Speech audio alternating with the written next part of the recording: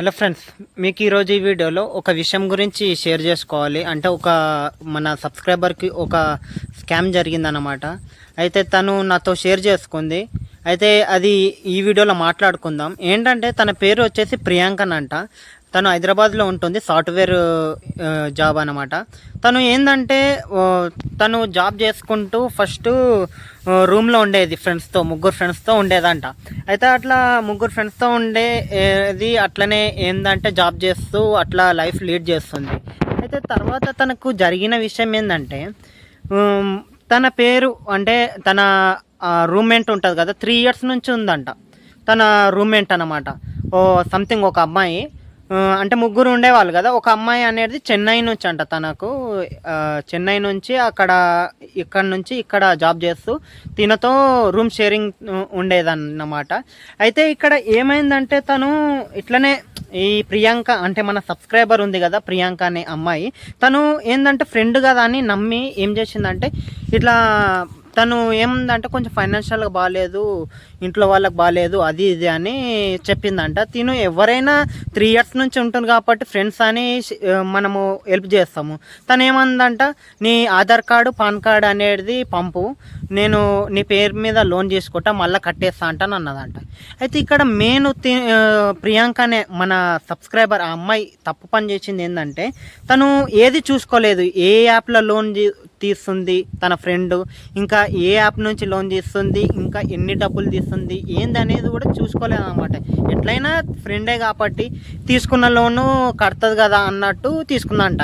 అయితే ఇక్కడ ఆ అమ్మాయి తన ఫ్రెండు ఈ ప్రియాంక పేరు మీద లోన్ తీసుకుంది కదా. మెయిన్ ఆమె ఏం చేసిందంటే లోన్ అనేది చైనా లోన్ యాప్స్లో తీసింది. సిబిల్ స్కోరు ఇవి అంటే జెన్యూన్ యాప్లో తీస్తే ఈమె జాబ్ చేస్తుంది కాబట్టి ఈమెనన్నా కట్టుకుంటుంటుంది. ఇక్కడ ఏమవుతుందంటే ఆ అమ్మాయి అనేది ఆల్రెడీ ఈ ఫ్రెండ్ మీద ఇంచుమించు 60 నుంచి 80,000 దాకా లోన్ తీసిందంట.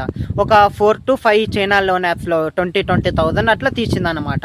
అట్లా తీసినాక ఇక్కడ ఏమైందంటే మెయిన్ అక్కడ ఆ అమ్మాయి అనేది ఆఫీసు చేంజ్ చేసిందంట. తర్వాత ఎట్లయినా ఫస్ట్ 2 EMIs నమ్మిపించింది, లోన్ అనేది కట్టిందనమాట. ఇక ఎట్లయినా కడుతుంది కదా అని ఆఫీస్ చేంజ్ చేసినా కడుతుంది కదా అని ఊకున్నదనమాట. తర్వాత కట్టలేదంటే తన మొబైల్ మొత్తం స్విచ్ ఆఫ్ చేసుకొని అన్నీ చేసుకొని అమ్మాయి అనేది నన్ను స్కామ్ చేసింది. అలా ఇంటి వాళ్ళకి ఫోన్ చేసినా కూడా ఎవ్వరు రెస్పాన్స్ అవ్వట్లేదంట. సో అట్లా మోసం చేసింది. ఇక్కడ నేను చెప్పుకోవాల్సింది ఏంటంటే ఈ అమ్మాయి అనేది లోన్ కట్టినా కూడా వాళ్ళు ఆటో డెబిట్ అంటే అమౌంట్ అనేది మళ్ళీ పడుతుంది. ఎందుకంటే నువ్వు చైనా లోన్ యాప్స్ కాబట్టి ఒకసారి ఇట లోన్ కట్టిరనుకో మీరు మళ్ళీ కూడా లోన్ అనేది పడుతుంది అనమాట.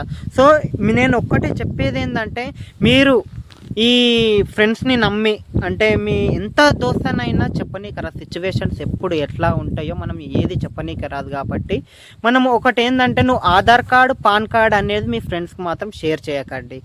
అది మీ ఫ్రెండ్ మీద నమ్మకం ఉంది, ఇది ఇట్లా చెప్పి అంటే ఎప్పుడో చిన్న ఉన్నప్పటి నుంచి లేదంటే నీకు రీసెంట్గా పరిచయం అయిన ఫుల్ నమ్మకం ఉంది, అట్లాంటి మోసం చేయడు అంటే ఆధార్ పాన్ కార్డ్ నంబర్ అయితే ఇవ్వండి.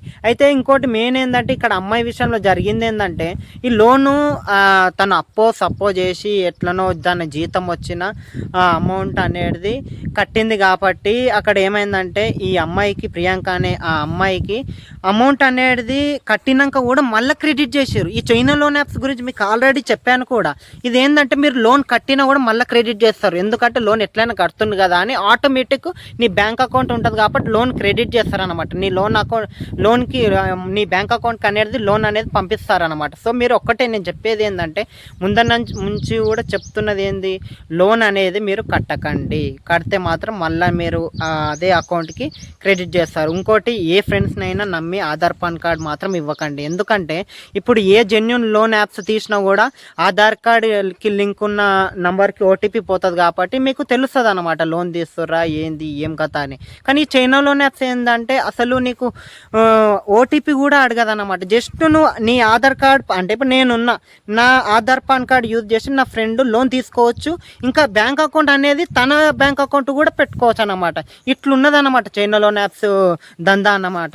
సో నేను ఒక్కటే చెప్పేది ఏంటంటే ఏ ఫ్రెండ్స్నైనా ఏదైనా నమ్మి ఆధార్ పాన్ కార్డ్ పంపకండి, తర్వాత ఇబ్బందులు పడకండి.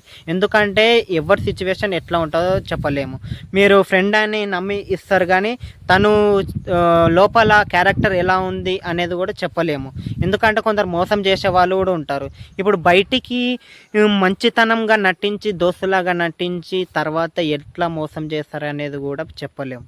ఇప్పుడు ఉన్న ప్రజెంట్ సిచ్యువేషన్ ప్రజెంట్ జనరేషనే అలా ఉంది, నమ్మించి దెబ్బతీస్తారు. సో నేను ఒక్కటే చెప్తున్నా, ఎవరిని నమ్మి మాత్రము ఆధార్ కార్డ్ పాన్ కార్డ్ పంపకండి, ఇంకా మీ పర్సనల్ విషయాలు కూడా షేర్ చేసుకోకండి. మీరు ఏ పని చేస్తున్నా ఏది చేసినా అది 10 మందికి మాత్రం చెప్పకండి. అది చెప్పితే మాత్రం అది సక్సెస్ అవ్వదు, అది మాత్రం గుర్తుపెట్టుకోండి. ఏ పని చేసినా కూడా అది నువ్వు మంచి ఒక వర్క్ కానీ నువ్వు ఒక గవర్నమెంట్ జాబ్కి అప్లై చేసేది కానీ ఏదైనా కూడా బయటికి చెప్పుకోకండి. అది జస్ట్ నీ కన్ను వల్ల కూడా ఏంటంటే నీ ఫ్రెండ్సే అప్పటిపూర్తిగా ఓకేరా నువ్వు సూపర్ రా, అరే నువ్వు మంచి సక్సెస్ అవుతావు అది ఇది అని చెప్తారు. తర్వాత లోకల్ క్యారెక్టర్ వీడు సక్సెస్ అవుతుండు, వీడు అమ్మ నా ముందల్నే ఎల్లరిగా తిరిగి ఇప్పుడు జాబ్ కొడుతుండు, ఇట్లా అని ఏంటంటే ఆ దురుద్దేశం అంటే ఆ కుళ్ళుతోనే నీ పని అనేది సక్సెస్ అనేది అవ్వదు అనమాట. ఇది గుర్తుపెట్టుకోండి. ఓకేనా? Okay friends, thank you for watching this video. ఓకేనా?